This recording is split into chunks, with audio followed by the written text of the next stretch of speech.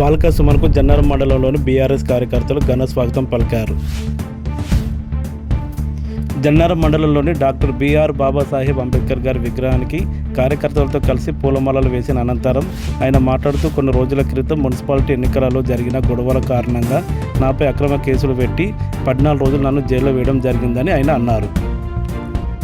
జైల్లో నన్ను హింసించారు. దోమలు ఎక్కువగా ఉన్న రూమ్లో నన్ను వేశారు. కనీసం మంచినీళ్ళు, భోజనం కూడా సరిగ్గా ఇవ్వలేదు.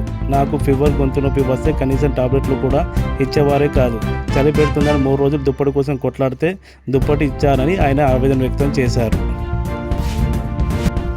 నాపై ఎటువంటి కక్షలు కట్టినా వాటికి భయపడేది లేదని, మళ్ళీ వచ్చే ఎలక్షన్లలో మా పార్టీ అధికారంలోకి వస్తుందని ఆయన అన్నారు. మీరు చేసే అక్రమాలకు చెక్ పడే రోజు వస్తుందని ఆయన విలేకరుల సమావేశంలో మాట్లాడారు. ఇందిరమ్మ ఇండ్లకు అందని ఇసుక. జన్నారం మండలంలోని పలు గ్రామాల్లో ఇసుక లేక ఇందిరమ్మ ఇండ్లు కట్టలేని పరిస్థితులు ఉన్నాయి. ఇసుక వాగు నుండి కానీ, గోదావరి నుండి కానీ ఇసుక వచ్చేది. కానీ ఇప్పుడు ఇసుక రాని పరిస్థితులు ఉన్నాయి.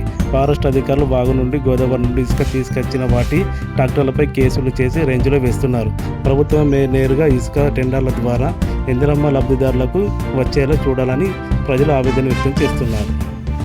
మంచిర్యాల జిల్లా చెన్నూరు పరిధిలో హైస్కూల్ గ్రౌండ్లో అగ్ని ప్రమాదం. ఒక్కసారిగా చెలరేగిన మంటలను చూసి చుట్టుపక్కల ప్రజలు పరుగులు తీశారు. ఆ మంటలు ఎలా వచ్చాయనేది తెలియాల్సి ఉంది. స్కూల్లో ఉన్న పైపులు మంటలు అంటడంతో పెద్ద ఎత్తున మంటలు చెలరేగాయి. మరిన్ని వార్తల కోసం మా ఛానల్ని సబ్స్క్రైబ్ చేసుకోండి.